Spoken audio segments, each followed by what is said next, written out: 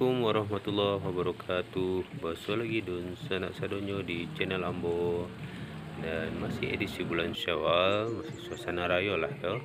Jadi alhamdulillah pada tahun ini adik-adik Ambo serta suami dan anak keponakan Ambo bisa pulang kampung pada lebaran tahun ini. Di mana kita sama-sama ya lah 2 kali raya susah berkumpul untuk merayakan hari raya Idul Fitri bersama dan sanak kita yang ada di rantau. Nah, untuk kali ini Ambo sedang di Pandai Sike, tepatnya di Jorong Tanjuang. Jadi bagi kami akan maraton sambil pai ke rumah kakak apa atau mak tua kami di Jorong Baruah.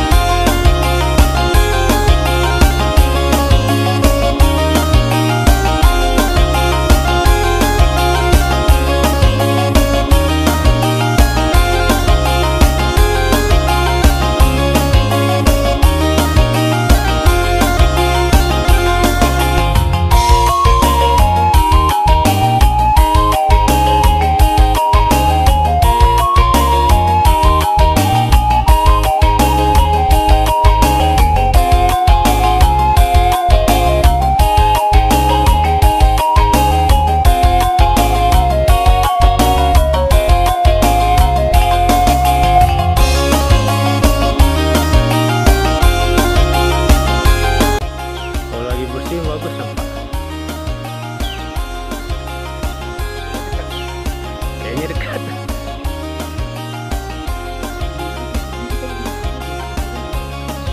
Iya.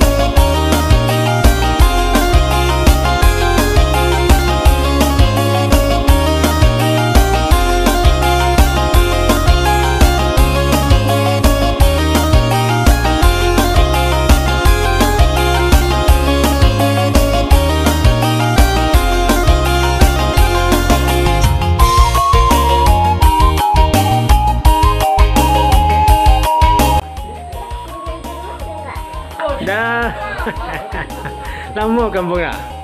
Dah lama kampung? Baru tiba. Oh tiba? Ya.